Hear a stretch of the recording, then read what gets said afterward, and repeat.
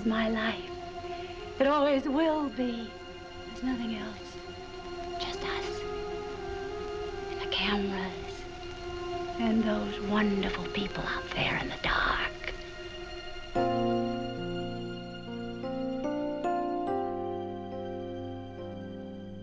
I played the parts they gave me for everyone to see. Tonight, I get the chance to tell you what you mean to me. I've lived a bigger life, at least that's how it seemed. But you were just as big a part in living out my dreams. Without you, I'd have no reason to shine. I'd have no reason to play a part. Steal your heart or break it in two. Can't you see there's no me without you?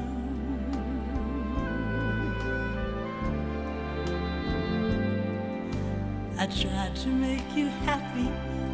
Sometimes I brought you tears. I can't believe you love me after all these years. You knew how much I needed you. You let me just pretend.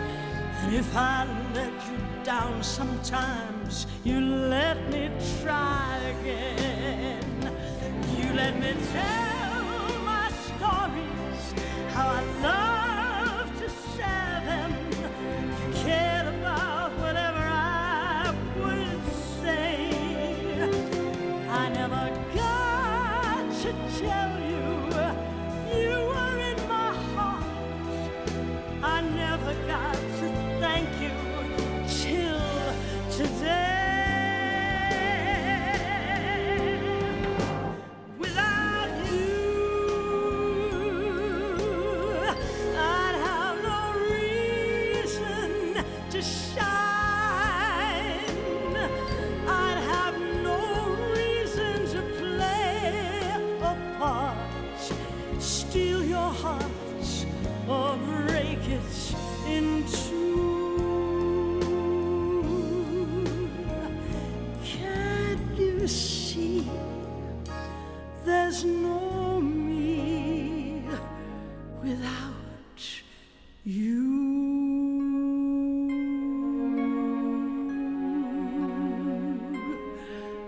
Without you.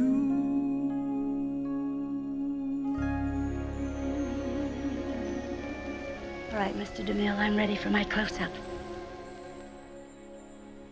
The American Film Institute's 100 Years, 100 Stars, America's Greatest Screen Legends, with guests Kevin Bacon, Alec Baldwin, Jacqueline Bisset, Ernest Borgnine, James Caan, Jim Carrey, Chevy Chase, Cher, Kevin Costner, Billy Crystal, Claire Danes, Gina Davis, Laura Dern, Matt Dillon, Richard Dreyfuss, Clint Eastwood, Mia Farrow, Bridget Fonda, Peter Fonda, Morgan Freeman, Terry Garr, Whoopi Goldberg, Jeff Goldblum, Woody Harrelson, Richard Harris, Goldie Hawn, Gregory Hines, Dustin Hoffman, Angelina Jolie, Michael Keaton, Martin Landau, Jessica Lange, Jack Lemmon,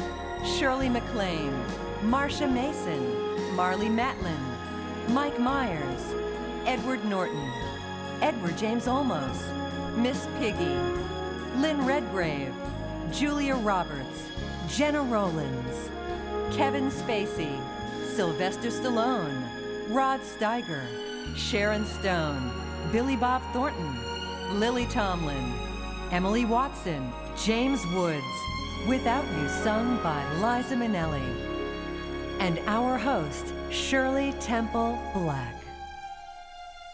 Good evening, and welcome to AFI's 100 Years, 100 Stars. Tonight, we celebrate those men and women who, by the force of their talents and personalities, defined what we now think of as American film's classic era. Sitting here in this beautiful Stanford Theater in Palo Alto, California, I can't help but feel grateful that there are places like this and national organizations like the American Film Institute to keep our glamorous movie-going past alive. The legends we celebrate on this program were selected by filmmakers, historians and critics, and other leaders from the American film community who were asked to consider the craft and legacy of over 500 stars, their popularity, and the historical context in which they worked. And finally, that indefinable something known as star quality. In revealing the 25 women and 25 men that they chose, we hope to honor everyone who by their playing stirred our hearts, lifted our spirits, and vastly enriched our dreams. Hi, Miss Gardner. Oh, Miss Gardner, will you hold it, please? Smile pretty. Ava Gardner. Yeah, she was stunning. Absolutely stunning. I needed someone to be with me. Someone to love me, to make me safe. I needed it. I still need it when I'm afraid. She knew how to stop and command a moment and take advantage of her bone structure, and then in a long shot, her small waist and her beautiful hips. I thought she was really one hell of a woman. That was my idea, what a real woman was like.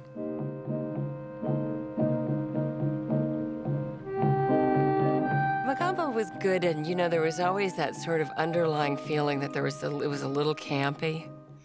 Well, her name is Kelly, Eloise Kelly. Better known in the gay capitals of the earth as Honey Bear Kelly. And the first thing that's going on is my robe.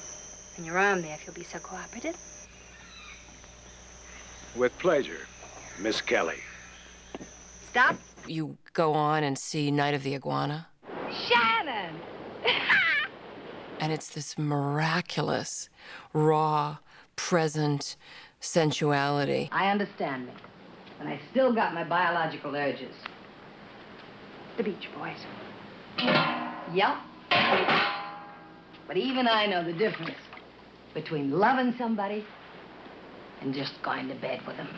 She was my favorite beauty. Never was there a neck like that neck on Ava Gardner.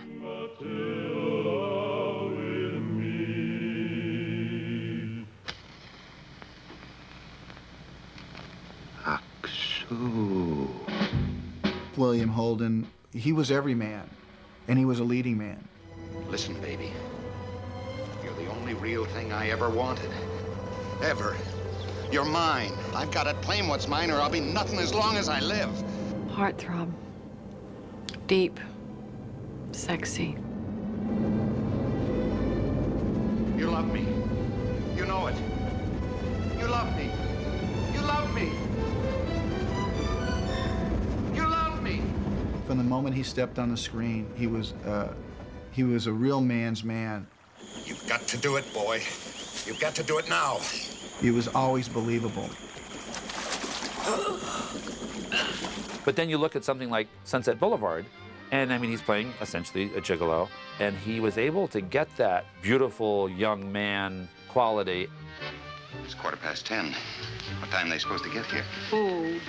The other guests. There are no other guests. He really didn't have to try to do that part.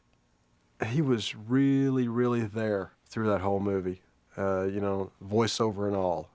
Audiences don't know somebody sits down and writes a picture. They think the actors make it up as they go along. William Holden in Network was absolutely masterful. The scene in the kitchen dealing with death was one of the scariest themes that you could possibly think of. And I miss my home. Because I'm beginning to get scared shitless. Because all of a sudden it's closer to the end than it is the beginning. And death is suddenly a perceptible thing to me. With definable features. That kind of made it real to me suddenly. I went, oh, that's what it's like to to enter the twilight of your life.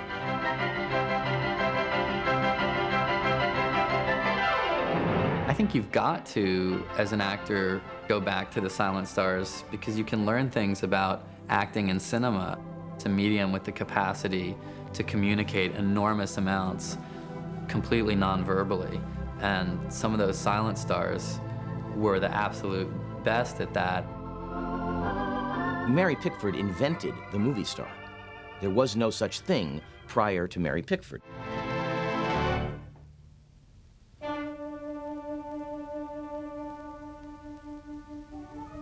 There's an affinity that I have for silent films because obviously there's no sound.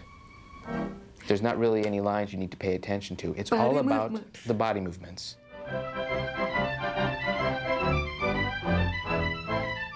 This is what it's about. There's an person, body language. All over the world, people knew Mary Pickford. They called her things like the girl with the golden curls, and it was a social phenomenon unknown in history. If I be waspish, best beware my sting. I think if you think about Edward G. Robinson, he was the first guy that didn't have this outward beauty of a leading man who was impossible to take your eyes off. When Rocco talked, everybody shut up and listened. What Rocco said went. Nobody was big as Rocco. It'll be like that again, only more so. I'll be back up there one of these days, and then you're gonna really see something. What's the tough one where he says, "Is this the end of Rico?" What's that one? Oh, Little Caesar, huh? Yeah, sure.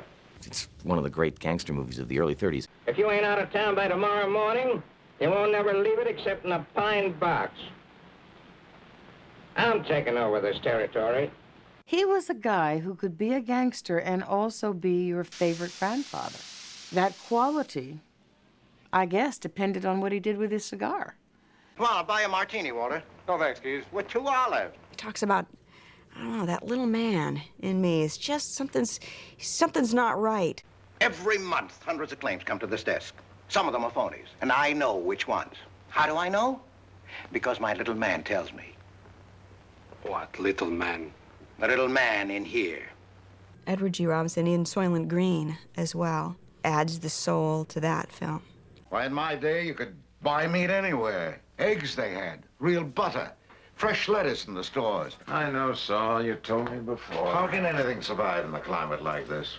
Edward G. Robinson is a tremendous hero, right down to some of his later roles, like in The Cincinnati Kid. Give us it.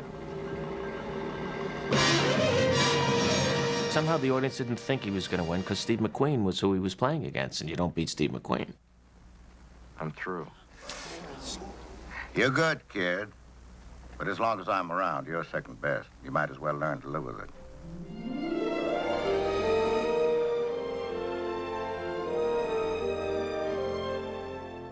Hi, I'm Jack Lemmon. I'm sorry to say this is the only time you'll be seeing me tonight, for I'm not a screen legend, except in my own mind, of course.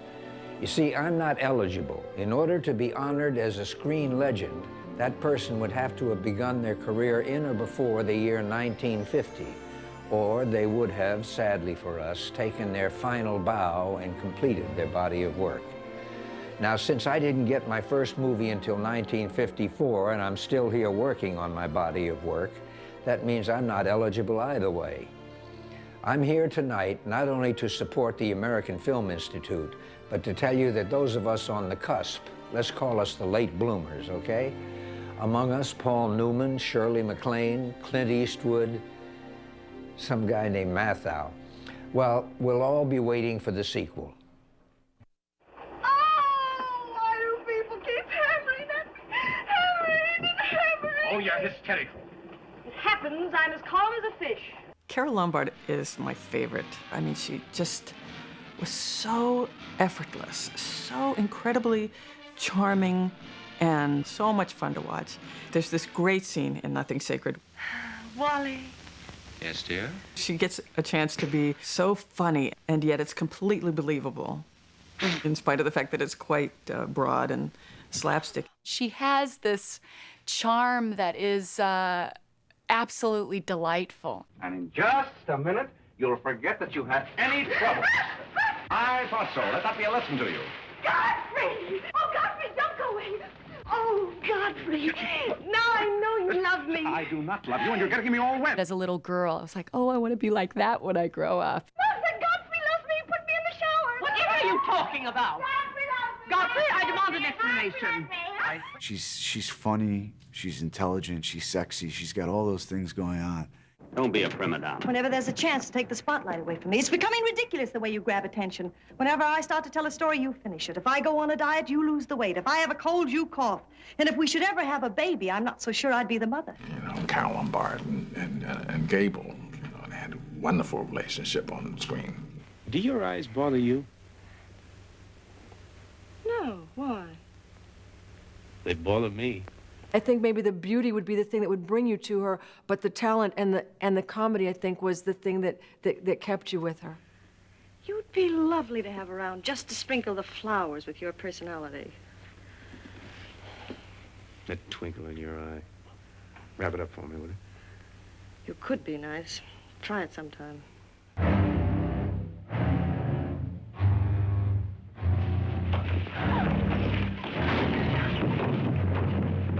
Robert Mitchum liked to tell the story of jumping off of boxcars and being a convict. He was a convict for like 12 hours somewhere.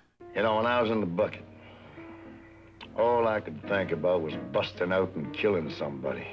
He was all man, you know, I mean, and he gave that attitude, you know, he tried to let you know that he didn't care about nothing. When we first met to do Two for the Seesaw, Now you've gone too far. he just announced to the whole room he didn't know why anybody was interested in him because he was like a Bulgarian wrestler, playing this part that Hank Fonda should play. Brother, how long have you been on the wagon? A year? Where you been, in jail? In Night of the Hunter, which was, he played kind of a demented, sociopathic preacher, you know. H-A-T-E. It was with this left hand that old Brother Cain struck the blow that laid his brother low. L-O-V-E. You see these fingers, dear hearts? These fingers has veins that run straight to the soul of man. He's done one of my favorite films of all time because it really dealt with, you know, an atheist and a religious zealot on an island having to make very, very important choices. Suppose a nun changed her mind. You know, she didn't want to be a nun anymore. What could she do about it? Our vows are not taken lightly, Mr. Allison. You mean no nun ever got out? He had the soul of a poet. I only taught you about Byron and Beethoven and Captain Blood. I'm not one of them fellas myself. I'm not daft, you know. What an actor. I mean, I believe every word he ever uttered. Tell me. Don't you? Don't what? I don't want to die. Neither do I, baby, but if I have to, I'm gonna die last. So gentlemen prefer blondes, do they? Yes, they do. Jean Harlow was very lushly sexual, but she was spitfire tough. You know, she had a toughness to her and a sassiness. Do you want me to slap you out of this room? You and what man's army? Hollywood now started to use a woman to create a look. All of a sudden, the blonde came to the forefront. She was silly. She could be so silly in her humor. Little Bobby Chipmunk could hardly believe his eyes, because there across Farmer Brown's meadows he saw little Molly Cottontail. A chipmunk and a rabbit. Say, I wonder how this comes out. Anybody who talks about cheese with any sort of sense of seriousness I'm bound to laugh. Before they milk them, the cheese people slap them all around underneath to make the milk thicker, and then they put it in a cave underground. I don't care where it's made or who slaps who. Whenever I think of Jean Harlow, I think of Dinner at 8. I was reading a book the other day. Reading a book? Yes, it's all about civilization or something. A nutty kind of a book. Do you know that the guy says that machinery is going to take the place of every profession? Oh, my dear. That's something you need never worry about. They call me Mr. Tibbs. Mr. Tibbs! Well, Mr. Wood, take Mr. Tibbs, take him down to the depot, and I mean boy like now. This is Wyatt Earp and Wild Bill Hickok. One is black, one is white, Well, just what do you know about insomnia?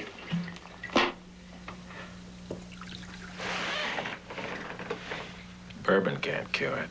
And that scene, by the way, is my favorite. In the house, when they're talking back and forth, they respected each other as human beings, regardless of color or what have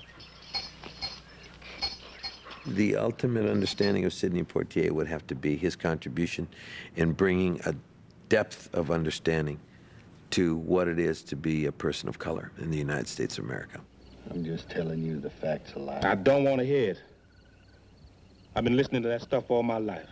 From my wife, be nice. They throw me in solitary confinement and she said, be nice. Man short-weighted me when I turn in my crop. She said, be nice or you get in trouble. She teach my kid that same damn thing. He is this incredibly dignified, elegant man, which is what he brings to every role.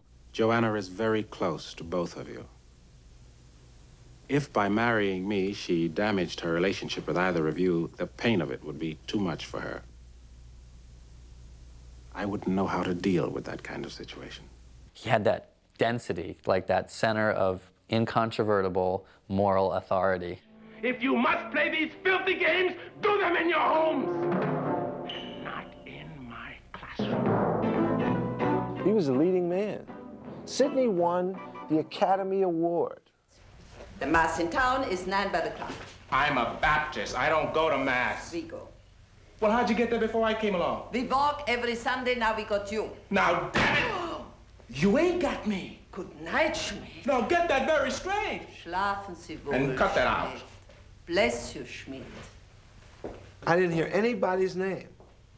I didn't hear anything. I didn't hear her say Sidney Poitier.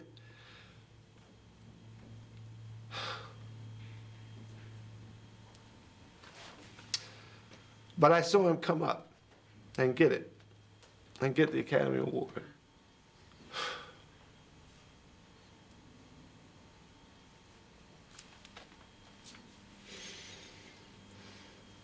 Amen. Amen. Rodrigo! Sophia Loren remains one of the most intoxicatingly beautiful human beings that ever lived, moved, or breathed. And there's just something subtle and wonderful about her. She was able to convey many, many details without being big and obvious.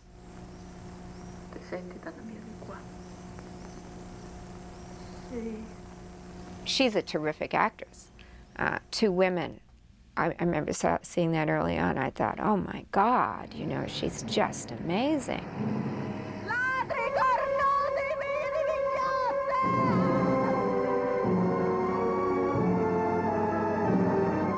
One of the great performances that I've ever seen was Sophia Loren in Two Women. To suddenly see this truly great performance come out was thrilling. You're like my father, pig-headed, completely pig-headed. It is the right word, pig-headed? It'll do. She had a physical energy where this sort of love came out of her. It was that Italian mama, sex, sensual love. Ugh, amazing. Sophia Loren is the sexiest woman on the planet. Artistic poses by Miss Angela Rossi. Nothing here, nothing there. Allez-oop! I remember as a young boy, I'd go to Sophia Loren movies. I didn't even know what I was feeling, but I knew that every time I went to a Sophia Loren movie, I was guaranteed to feel it. Darling, if you start getting jealous of everyone who looks at me, it will do terrible things to your blood pressure. I think more of her as about a lifestyle and a personality and a great star and kind of, you know, headscarves and sunglasses and cars, and she's that kind of star. You don't really understand how love keeps time. Later means sooner, sundown means noon.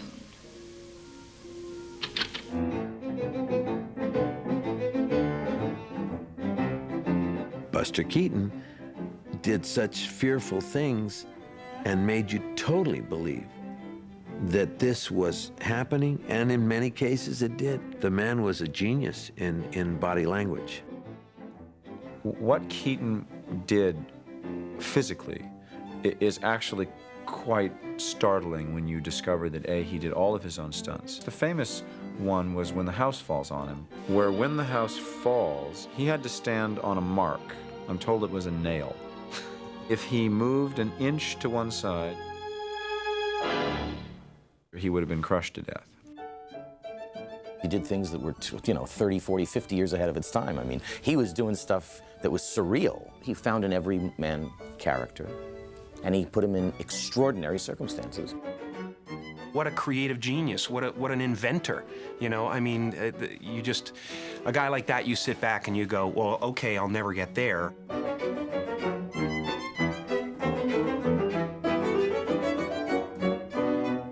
For me, it's Buster Keaton's face with maybe his little hat on and his tie. It's being able to look into his eyes and see that sad face. Buster Keaton was perhaps the funniest of all of the silent comics to me. He had the most incredible character. He was stunning in his physical ability. There are moments in many of the movies that are just poetic. In doing silent movies, no one had done this yet. And these were real pioneers. And to come up with gags that made sense on film, it's astounding to me to watch the level of genius that these guys had.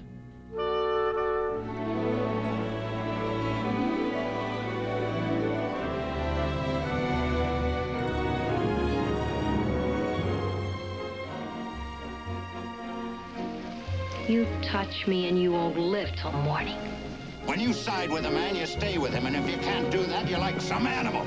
Although it's very much against my principles to break a date with anybody. Is this the end of Rico? Please, let's not talk shop. That evens it, stuff. Hold your hands or I'll fold them for you. What's the matter? Afraid I'll shock the Duchess? There's white time in jail and there's colored time in jail. The worst kind of time you can do is colored time. Have you ever slept in a more beautiful bedchamber?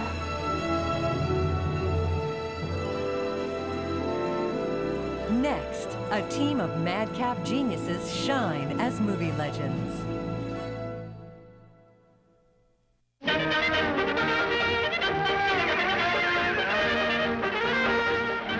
When anyone asks me, who did you not have a chance to meet? I'd have to say the Marx Brothers, because they were so crazy, because it was lunatic. Signal! Una do a tray a bendy. This time we go left-handy. Hey! These men believe that all forms of comedy, silent and verbal, physical and visual, mattered. Dr. Hackenbush, there's a woman. She got a wooden leg. Closer. Closer. Hold you any closer, I'll be in back of you. I want to speak to you about the music. Yeah, how do you do? What's the matter with you? I thought it would be nice if... Go away from me. What is this? It's the most surprising, fresh comedy ever, because it was based on who they were, and it wasn't just about pratfalls or things like that. Hey, just a moment. Just put the gown on, not the knife, huh? Come here.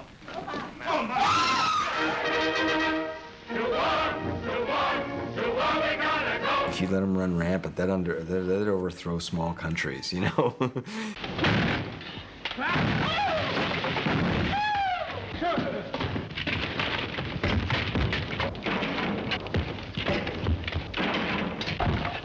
Hey, Trentino! Trentino, eh? That's game. They didn't give you any chance to breathe. Let's go. I think individually, they probably would have been stars, but the magic of the timing would have been different. They would have had to find the timing elsewhere. Beat you that time. And why go elsewhere when it's in the family?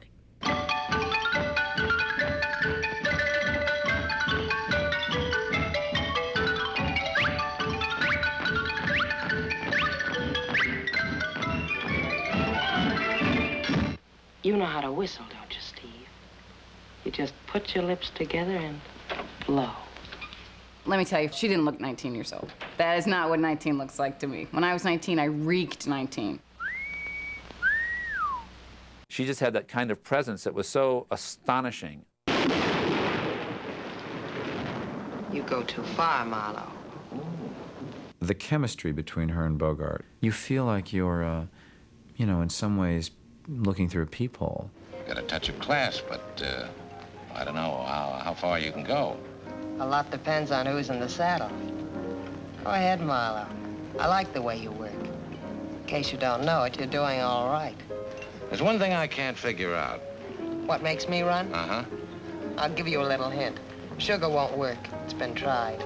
Betty Bacall has come through again and again and again, and through all her incarnations, she has been 100% each time along. Well? Oh my God. What the hell are you wearing?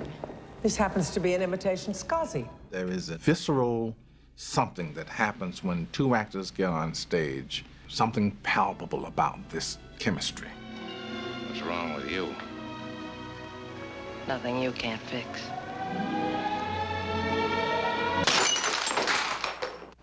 Okay, Fatso. If it's killing you want, come on. Early recollections of Lancaster was that he would bring to a role, I mean, the acrobatic nature. It was like Lancaster could do it and nobody else could do it. I mean, he was the acrobat of our time. His one thing that was really Burt Lancaster was when he'd give you that smile, you know, that, you know? And it had everything in it, menace, kindness, everything that you could read into it if you wanted to, you know? Well, now I'll tell you.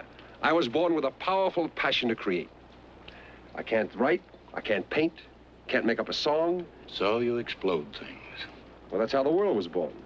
Biggest damn explosion you ever saw. Elmer Gantry, there's one thing where he takes off running and slides. He was really almost like a nightclub performer in that.